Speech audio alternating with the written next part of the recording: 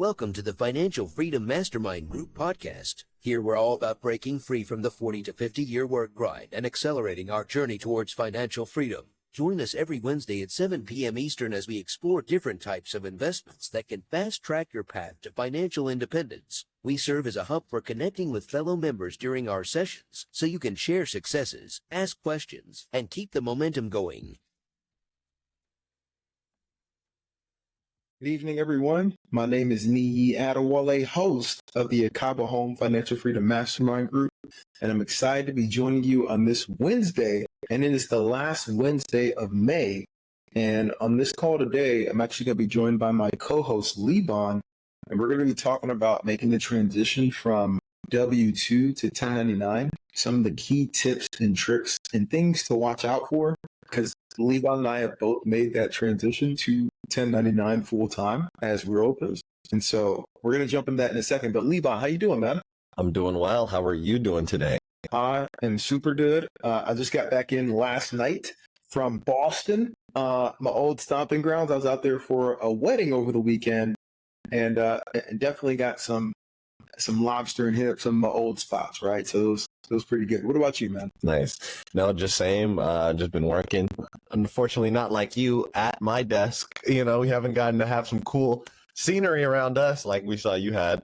But I guess what were some of the the differences you noticed kind of in Boston? I know doing travel, you kind of start to see what you miss about home. Kind of what was the first things that you noticed about Boston, having not lived there for so long, that had changed or that was different? Man, first thing I noticed is, hey, I am happy that I'm in Atlanta now because the prices of everything out there is crazy, right? I was taking it in and kind of having conversations with different people. And when I lived there, you could get a one bedroom for maybe $3,000 or so. Now you're looking at closer to $4,000 for one bedroom. It's still crazy packed and crowded. And I keep trying to figure out, like, why is everybody coming to Boston? But it's all good, right? And so the thing that I missed up there was mostly the food. Like, that fresh food is amazing. But as far as everything else, I'm happy to be in Atlanta. I think this city has a lot to offer. Awesome. Yeah. Seems like you made the right choice then. It's only affirmed. Yeah. Yeah. One of the goals when I was up there was, hey, we got to kill it in this role, but I want to get back to the Southeast. I mean, I was born and raised in the Southeast, right, in Tennessee. Yeah. And so being able to move back to the South, that's more my flow. I just took a detour to Philly and then a couple other spots. No, 100%. That makes sense. Yep. But we talked about it a little bit. One of the things that we wanted to discuss today was shifting from W-2 over to a 1099. And we have just a couple items here, and Liban and I are going to go back and forth, right, on different pieces that you really want to think about and start to plan ahead for. And the first one right off the bat is making sure that you manage your time effectively. And so, Liban, you know, when you're working in that W-2 world or working for someone else, right, you have a set time schedule, right? But when you move into this 1099 world, the schedule is it's up to you to decide what you're doing from time to time. And so how do you manage that, and how is it different? So I think the most important thing is allocating a consistent time, and I would say even planning out your time. So for instance, when I had another job, I knew what my hours were, what times I had to be at work.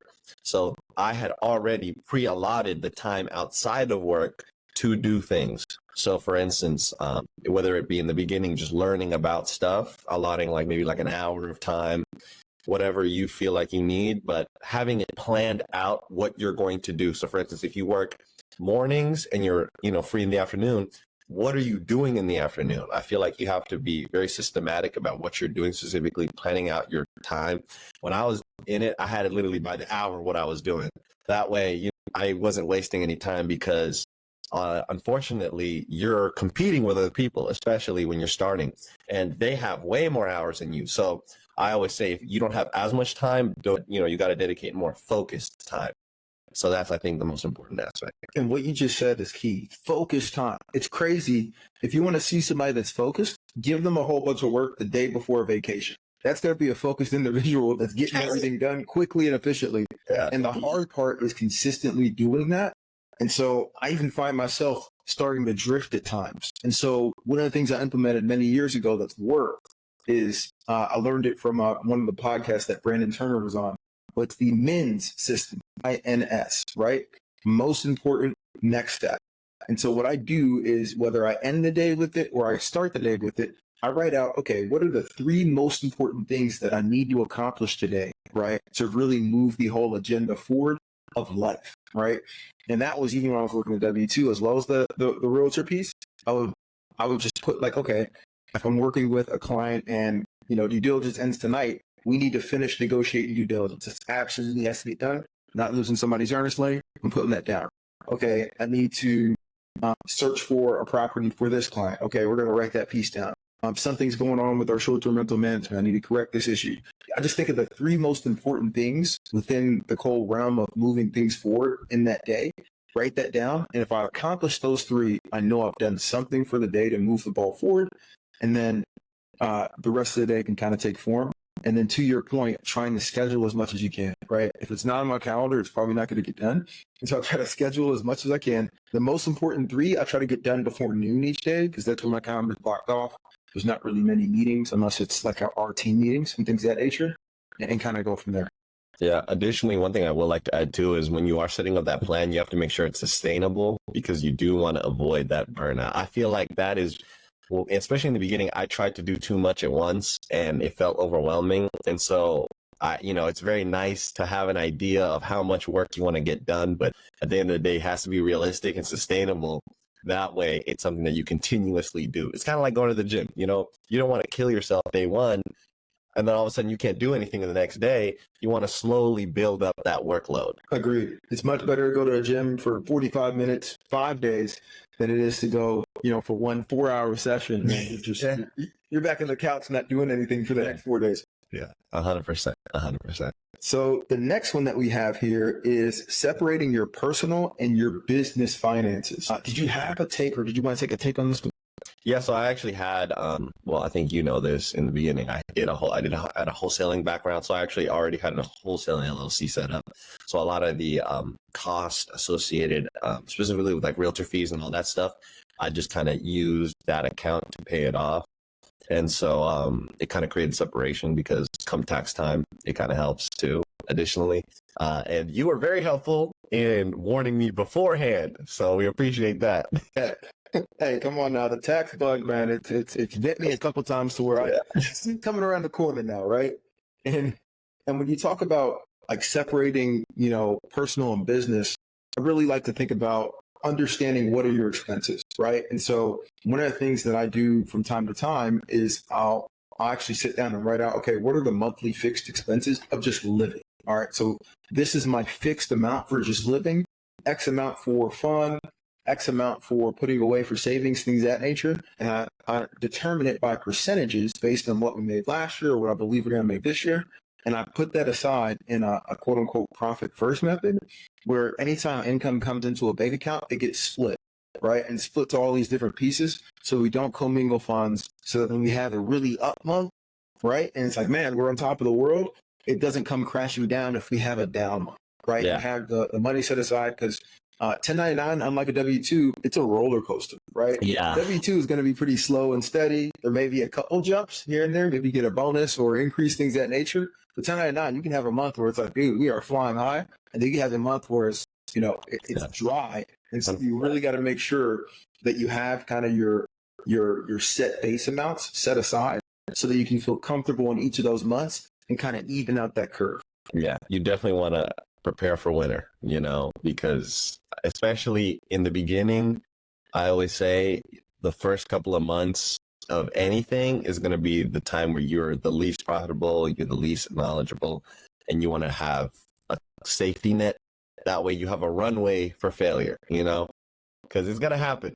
It's going to happen. It's just, how much can you get away with? And if you're not failing, right, you're not risking enough and you're not striving hard enough. Yeah. You should fall down and have to get up and get better. One of the things, we're in the NBA playoffs right now. So one of the things I like to equate it to is sports, right? When you look at some of the players that are out there that are incredible, they weren't like that in year one, right? It's only in business that we think, hey, year one, I need to go and start, Microsoft or Facebook. Year one's going to be tough. Year 2, 3, and 4 is going to be tough, right? It's not until you really get into the groove of year 5, 6, 7 and have that longevity in the role where you're starting to, really figure things out, that you start to have that rocket ship acceleration, right? The reason that we're seeing some of these guys really dominate right now is because they've been in the league for a minute, right? And they've been able to kind of get acclimated to the speed and things of that nature. And now they're just ready to shine. And so the same thing when it comes to moving into that 1099 journey, give yourself some grace, right? Year one may not be that rocket ship, but you got to have a long-term vision. And to your point, you need to make sure that you're building in a runway so that you can achieve that long-term vision. Because the longer you can stay in it, the longer you give yourself an opportunity to be an overnight success. 100%. 100%. I keep looking down here because my phone keeps locking. So the next piece that we have here is, and this kind of goes with what we were talking about before, but creating a financial plan, right? And kind of elaborating on what we said before. I'm a fan of the book Profit First. Liban, have you read that book yet? I actually am going through it currently. I got nice. Yeah. Come on now. Amazing book. And long story short, it's talking about what Liban and I just talked about. Being able to understand what are your expenses, where do you want to put funds, what are you trying to achieve for your goals, whether it's investing or just put money aside, things of that nature, and then set yourself up for success. One of the best things I did when I first got out of college and got into a W-2 was getting with people that were financially a lot smarter than me and understanding like, hey, you can set aside X amount for a 401k. You can do some of this extra stock, which is deferred. You can, put this amount toward, your savings. And so what I did, because I was not the sharpest tool in the shed of trying to do all this stuff myself, is I actually had them direct deposit to 2 different accounts.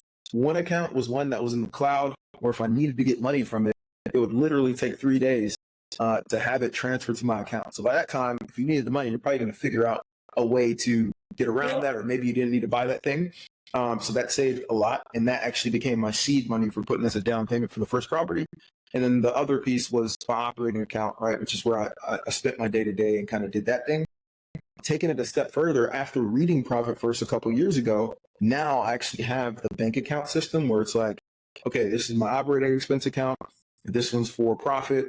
This one's for taxes, right? Setting aside X amount for taxes. And if I don't spend all that for taxes, that goes to profit. And now you can go have fun with it and things of that nature. Liban, anything to add there? Yeah, no, 100%. I agree. I agree completely with the fact that, for instance, me, when I first did it, I essentially worked the hours I needed to just have my bills be paid. To your point, making sure your kind of burn rate every month, how much it costs to keep me alive.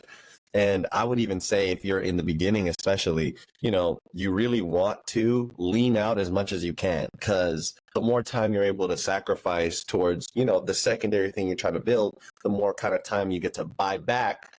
But a lot of times you're not seeing it in the moment. It's more like, hey, I'm kind of going through the grind right now, but I'm buying back my future time is kind of how you have to look at it. That is the key. Literally, you're spot on. And the cool thing about being in this world, in this realm, is that you can now control a lot of that time, right? And you can determine, hey, where do I want to push my efforts? And you realize that you're planting seeds, right? These relationships that you're building, these investments that you're making right now are going to pay off not only right now, but over the long term if you continue to nurture and continue to grow that.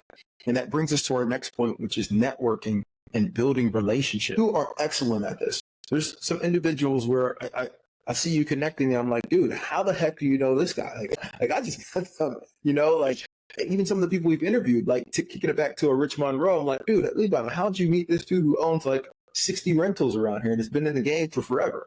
Yeah. So could you talk to us about the importance of networking and building relationships? Yeah, I mean, 100%. I think, especially in the field that we're in, it is, I think, arguably the most important skill that you need to have, because at the end of the day, the more I'm in it, the more I'm learning real estate is a people business, and just knowing the right people can drastically speed run not only your knowledge, but also your ability to kind of, I always say the amount of tools you have in your tool belt, right?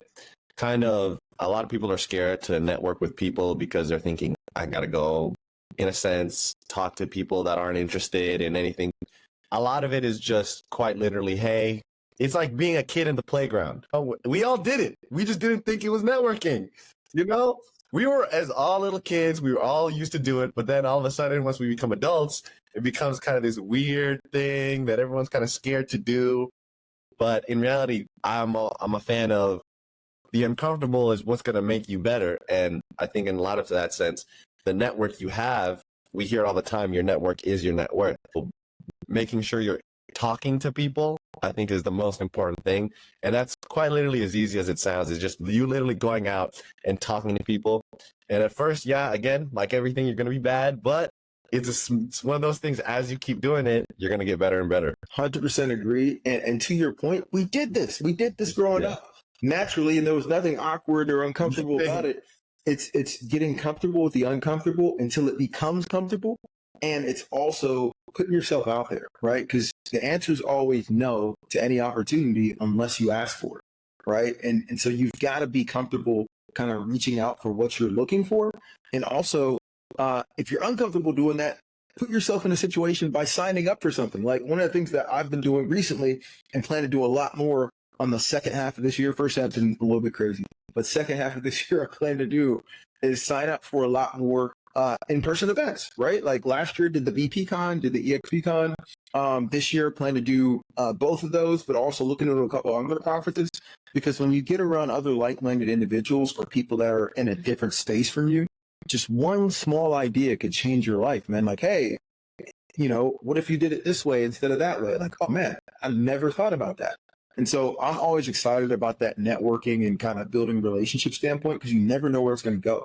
A relationship that I built, you know, when I bought my first investment property with my realtor down in Louisville, blossomed over 7 years into multiple units. And now we both own a self-storage and are building townhomes together. That's pretty incredible. It never would have started if we didn't make that initial connection and grow it over time. And so even when we're working with a lot of our different clients, things of that nature, we get to be excited about both of our clients being investors. Dude, we could be partners at some point, right? Like right now it's just, hey, deliver tremendous service as best you can. Yeah. But who knows, man, if they come up with some crazy idea or a big deal down the road, I'm down. You know, I know you'd be down too. So all right, let's do this. Yeah, 100%. So it's nurturing and kind of building that piece. And you never know who knows who. So yeah, exactly. It's to add to that point. I mean, you can think about it. A lot of people think, you know, all the people I want to quote unquote know, people of influence, people who, you know, you want to build relationships with because, oh, they have access to all this information. A lot of the times they're at these in-person events. You know, for instance, Rich, the person we brought on, who's president of Angstrom, right? I literally met him randomly on a Sunday at a bakery, you know, and it was just a meetup, and he was there. And then we were able, hey, you know, what do you do, etc. And then we find out, hey, he's the lobbying, all on these short-term rentals. So literally just going out there is kind of what's putting you in positions where you're able to meet these people, because that's what these people are doing, you know. And a lot of the times they're just as willing to talk to you as you are to them, because you have something that they a lot of times don't, or you have information that they don't. And at the end of the day, I've learned people who are really, really super successful are always putting themselves in positions to where they can learn stuff, and specifically be in the local economy, because they'll know more about what's kind of going on closer on the ground. 100% agree. And I love the fact that you still get out there to a bunch of these different events. It inspires me, like, dang, I need to get back out here to a couple of these events, because it does help you grow your knowledge base. Yeah, no, it's going to be good. Yeah. Good. So no, and we're trying to put on more too to kind of help build that piece. Mm-hmm.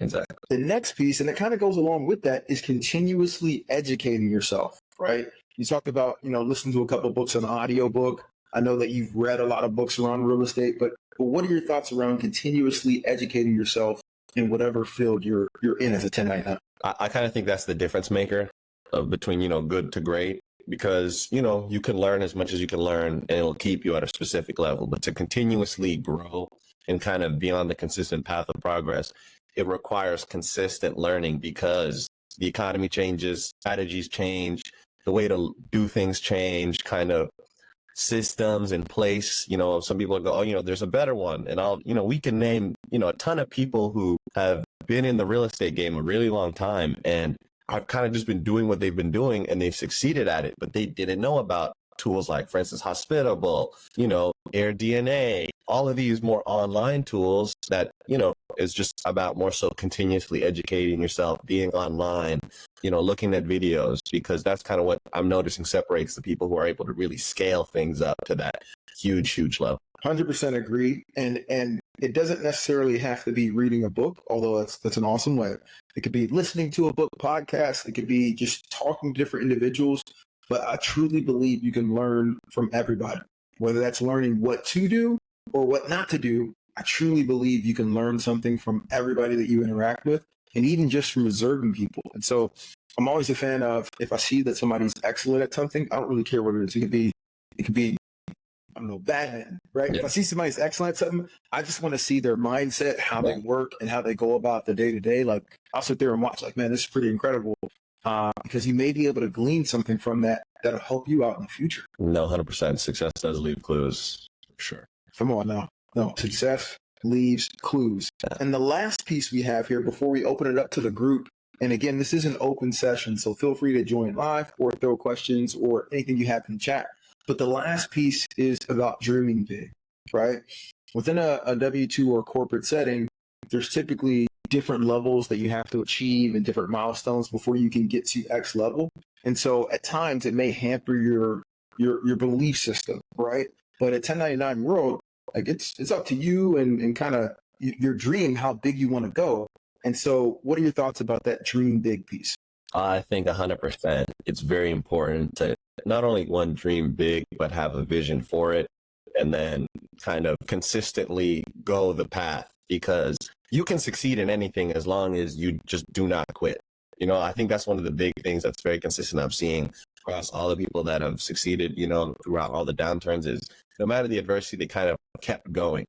And at the end of the day, this, especially in the beginning, is going to be a grind for a lot of things. And there's kind of a ton of days where you're not going to feel like wanting to do anything. But I feel like that's where the discipline aspect of it comes in. And that really is the thing that you have to be able to lean back on. And this is also why it's very important to have a strong why, because your why is going to be the thing that kind of keeps you going on your journey. Dude, 100% agree. It's one of those where when we talk about dream big, you really have to get out of your normal life, go on a trip somewhere, go for a long walk, sit down and really write out your dreams. Like, what are you looking to achieve? And put it over time. A lot of people tend to do like a 1 year, 2 year goal. I would say do like a 10-year goal or a 5-year goal, something where you can ramp up and get to it. And you'd be surprised if you get really clear on your dreams and goals, how quickly you can achieve it, right? Like, for example, we've talked about it briefly, but we're going to roll this out with our whole team. But one of our goals from a real estate team, with the whole team, but one of our goals from a real estate team, with the whole team, is to be able to transact. Is that baby? Yeah, AJ. Okay. I think it's, yeah, there we go. Okay, we're good. Okay, so one of the goals of the Akaba Home Team is to be able to transact $1 billion worth of real estate by the end of 2032, right? Now, when I look at the board, we're not close to that, right? We're accelerating and we're building, but we're working toward it. And so some of the decisions now, when you put that on the board and say, hey, this is where we're looking to get to, and Liban, I'm gonna put this on everybody. I'm looking for you to kick in at least 100 mil. Minimum. Yeah, I'll try. That's how I figured. But long story short, when you look at that goal, it helps you make decisions. Like, hey, we got an opportunity to expand to Florida. Are we going to do that? Yes, we are. We actually just got our first team member that's based in Florida, right? That I've been talking to for a while. He's familiar with our systems. We're going to teach him, train him up, things of that nature. But it's like, okay, can we expand to other pieces to achieve that long-term vision? And it's all about dreaming big. And then also, when you're doing that, I would also recommend starting to like map out a structure. What would you need, or what pieces would you need around you to make it to that level? Because you can go fast alone, right? As the old African proverb said, but to go far, you're going to need help. And it's better, honestly, to have help when you're going far, because you guys can celebrate the wins together and you can pick each other up when there's losses, and kind of keep going forward. And so, yeah, dreaming big is huge. And Justin, AJ, how you guys doing? I'm doing good, man. I can't complain. Just living the dream. Come on now. I see you repping Clark Atlanta tough, man. He got the full fit, man. He ready. We can go play football right now, man. He's ready. Gotta run team every once in a while. Absolutely. Gotta do it. AJ, what about you, man? How you doing? Good, man. Yeah, Justin, let's strap on the cleats. Let's do it like the old times. Hey, man, let's do it. Justin, I don't know. You see, I'm I'll be sure before I speak further. Is there echo that you had, or is that taken care of now?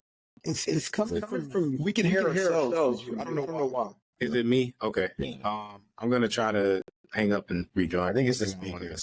I think it's the speaker. Yeah, I thought it was me for a second, but no. Justin, what's new in your world, man? How are the B&Bs coming? You still accelerating through the summer? Speaking of the B&Bs, man, I got a over at one of my properties, AC went out. I went over there, it froze up. I defrosted it, did the whole 9. But the reason why it froze up because the guests turned it down super low. But they turned it down super low because it wasn't cooling probably. Had HVAC guy go out there today, check it out. It's low on Freon, so we got a leak somewhere. So now we got to track down that leak. He's a little tied up this weekend, so we just went ahead and topped it off so we can keep the doors open for the guests coming in. But we're going to try to go back Tuesday and track down that leak, see if we can figure it out. It's funny how that it always happens during the turn of the season.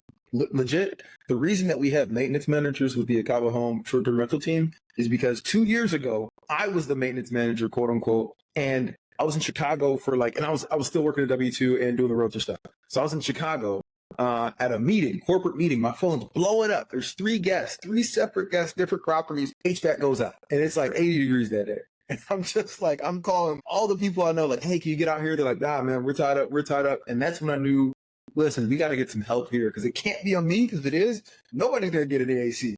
But yeah, man. So what we started doing now, though, is in April, we actually have our HVAC specialists go out and service all the units. And then they let us know if there's something wrong, right? So I got it serviced last month. But, I mean, really? It's one of those things. I guess he said when he checked the last month, it was all good. Quay, same guy, went back out there today. He said when he checked the last month, it was all good. Came back today, he said I was about a pound low on Freon. So he said it's leaking somewhere. So he'll try to track it down, but who knows? Dang. Okay. Well, the Freon he put in will get you through the weekend? Yeah, that's what he said. So we'll see. Okay. We're being hopeful. Come on now. Fingers crossed. Cam, how you doing, man? Dude, can you hear me? We can hear you now. Okay, all right, cool. Yeah, no, I'm doing good. How are you doing? Super good. And the more important question is, where you been at, man? I ain't seen you in the gym at all. What's going on? I know I was afraid to join because, I knew you'd ask about that. But Cam is an early morning warrior like myself, so we usually in there at 6 a.m. getting the work out of him. I ain't seen him in a couple of weeks. Yeah, I've got fitness equipment at home, so I've been keeping on top of it, but my job has just been very busy lately. I'm not even using that as an excuse. So. But yeah. No, that's true. Yeah. We got to keep you honest on it. Got to keep you honest. But how is the house happening, man? It's been pretty good. I mean, it's been really good. So everything's been going pretty well. We did actually just last night, we actually had to have the police come out and remove the tenants in our property because they were smoking inside and just doing all this stuff. And I talked to them multiple times, trying to get them to stop, and they wouldn't. So I eventually canceled the reservation on Verbo. And then I told them hey, you guys got to leave, and they weren't leaving. So I had to call the police. But other than that, it's been really good. So yeah. Listen, we've called the police probably 4 times over the last 18 months. So yeah. It happens to the best of us. And if the guest is not leaving, it's a good solution, right? When they pull up, typically people are like, hey, we'll roll. Yeah, for sure. So I don't know. I was going to ask to on Verbo, we have a damage deposit that we take from people before when they make the reservation, but I don't know if there's a way to charge them for smoking inside. I don't know if anybody's encountered that or what they've done, but I'm not sure. Just take that damage deposit, right? Isn't that in your house rules? No smoking, so I just take the damage deposit. Okay. Because that's damage smoke. Yeah. Yeah. Okay. I would equate that as the damage deposits out if it was me. Okay. Yeah, I didn't know if I had to somehow quantify it because you can't quantify smoke damage, I guess, obviously, but or it's difficult to. But yeah, I mean, that's a plain fee. Yeah, true. What Justin said. AJ, is there a way that you quantify that and people smoke in the house? Can you guys hear me better now? Is there any echo? No. Oh, yeah. So luckily, I don't think I've had to file any smoking claims. I've had guests that come. Sometimes they'll ask. Honestly, I prefer if guests they do ask up front, and then most of the time they'll just want to smoke outside because I do have a balcony at my Airbnb, and most smokers they just kind of like an outside area. But I make it clear, very clear that I really don't care about smoking, and that's what people don't understand. Like smokers, sometimes it's not that we care about you smoking or not smoking; it's about the odor and the smell. I mean, that's the biggest thing. I haven't had any experiences with damage claims in terms of smoking. I've had plenty of those with Turo, but that's like a whole separate thing. But Airbnb, I've been lucky enough to, not to run into that issue. But I would imagine, you should have something in your house rules, like Justin said. I've never had a verbal booking. I'd imagine if it was a Airbnb booking of mine, I would definitely just charge them, hey, a smoking fee. Make sure it's a reasonable amount. I think personally, I would come up with something that is just reasonable for yourself. I've seen some extremely excessive ones online, like sometimes up to like $500. But honestly, that's up to the discretion of the host. Honestly, it's your property, so you set the rules. Yeah, I mean that's what we have in our like listing and house rules and stuff. Is it's actually $500 just because we wanted to like have something kind of extreme so people didn't do it. But I mean, it still happens. So maybe I'll charge them part of that. I guess I don't know. Our damage deposit is like 300, so I can't really charge them 500 anyways. But yeah, no, I mean, I can't blame you for that. Like I said, it's at each host's discretion. But it's kind of up to you on that one. If you wanted to hit them with 500, go right ahead. But honestly, I mean, it's up to them. You set the rules, and they were the ones that went ahead and went against those rules. So yeah. Yeah, and Cam, something you can do go ahead, Nee. Please. And if there is an odor, a thing you can do, you can go to the auto parts store. You can get a thing called Ozium. You can spray it in your vents, or you can go to like a smoke shop and you can get some blunt spray, and it'll clean it. It'll clear it all up like pretty much instantly.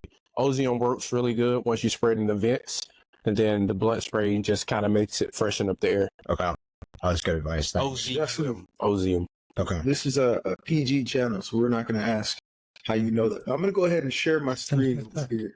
Nah, I'm messing with you. So to your point, to everybody's point, Cam, we have similar rules, and I'm happy that AJ said 500, not 350, as being excessive, because we do charge the 350, right? Like we have it right here, we got it clearly written, and the fact that you have a message chain where you're going back and forth with them, I think you have a clear, and you had to cancel the showing or the booking. I think you should charge them the full amount, right? And I think that if they leave a bad review, you'll have grounds, depending on what the messages say, to call VRBO and get it removed, right? Just because, hey, so yeah, I would charge them the full boat and say, hey, it's clearly listed. And I usually take a screenshot of our rules, not put that as the picture if there's not a picture of like, evidence in the house. Okay. Yeah, we had a wind sensor in the... Oh, go ahead. I was just going to say I lied, so I take that back. It's just been a while since I've had a smoking claim, which I'm happy about. I've had maybe about 3 or 4 roughly.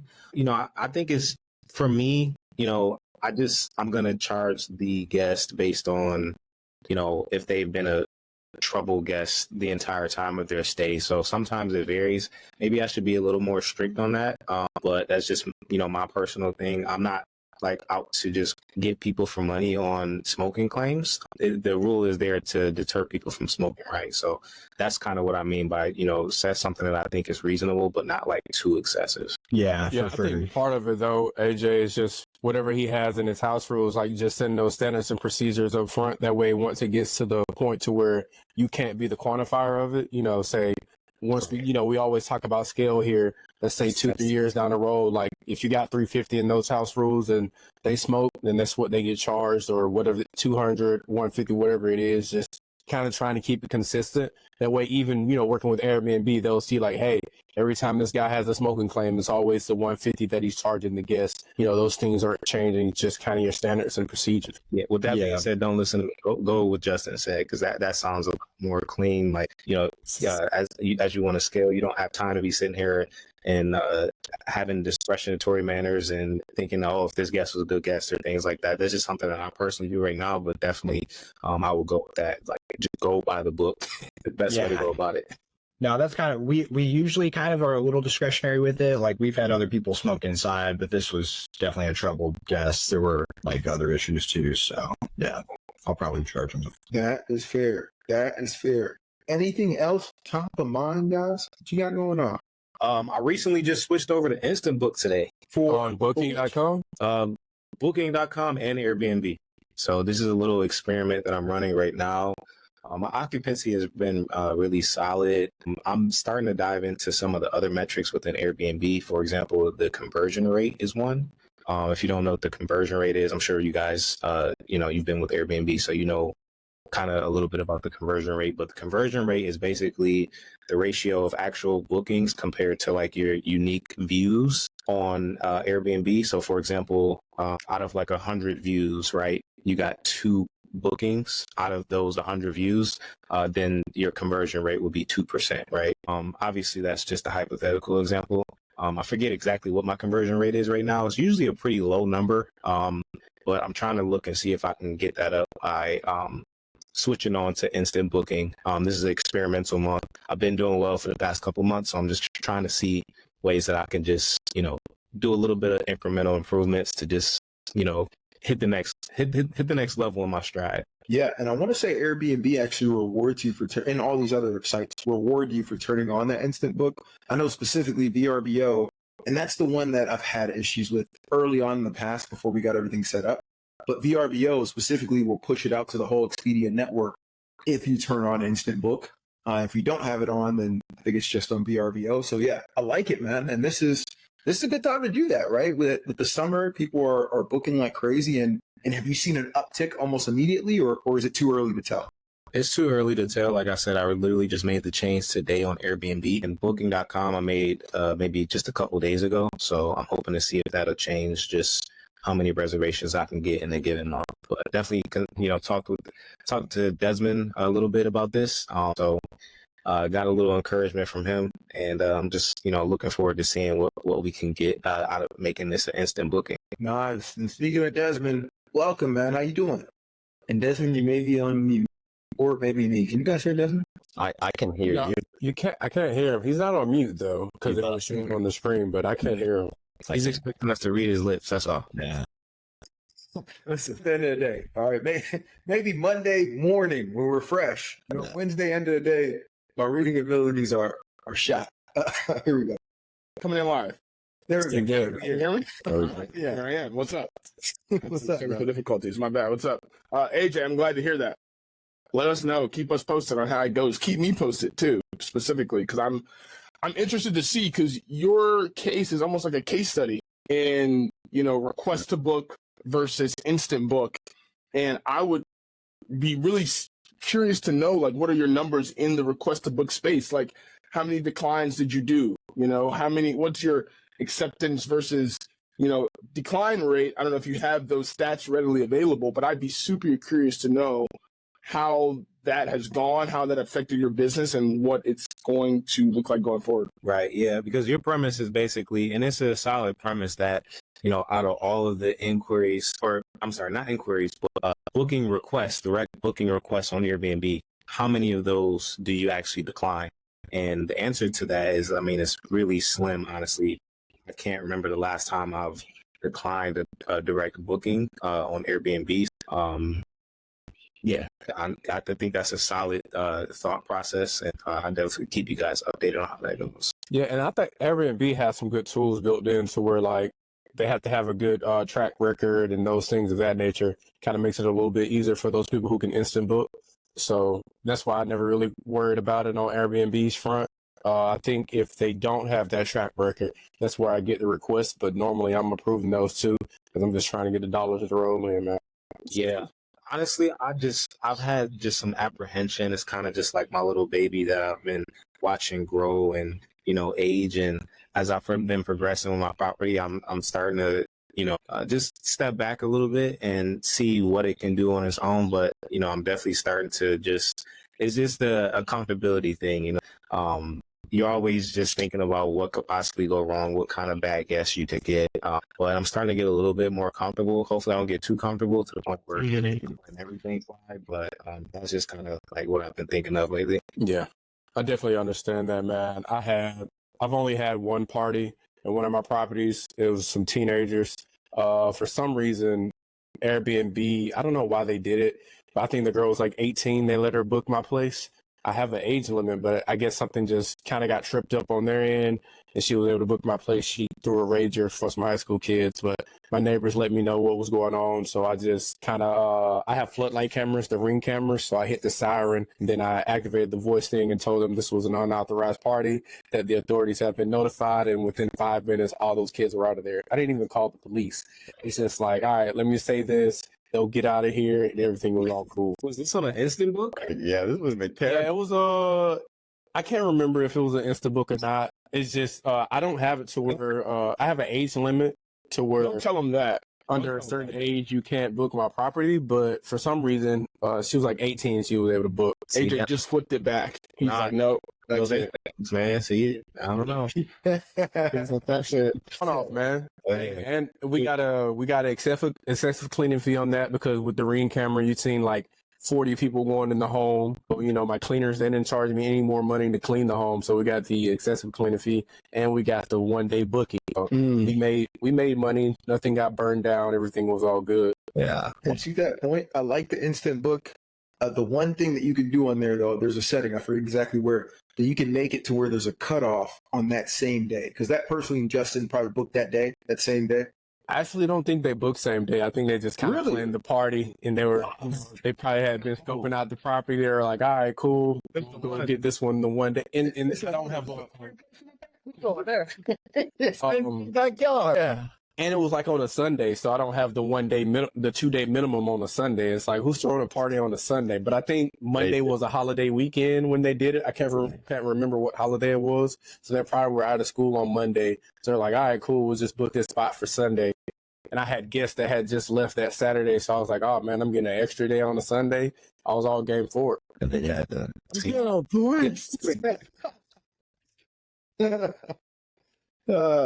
No. Hey, we all have a lot of interesting stories when it comes to this Airbnb game. But the main thing, and that's why I love kind of coming back in these conversations, is that we own the property. That's the key. Hanging on to the property over time, especially with all that's happening in the Metro of Atlanta and all the improvements that are being made to these different neighborhoods. However, we got to hang on to it. Right now, it's the Airbnb and midterm rental game. Eventually, the long-term rentals will come back once these rents continue to appreciate. The main thing is that all of us are in the game, we're in the arena, and we're playing. And so nobody can judge us, right? Because we're in the arena. For sure. Just wanted to wish everybody an awesome Wednesday. Thank you for joining tonight, and we will catch you here next week. See you guys. see you guys. Join us every Wednesday at 7 p.m. Eastern as we explore different types of investments that can fast-track your path to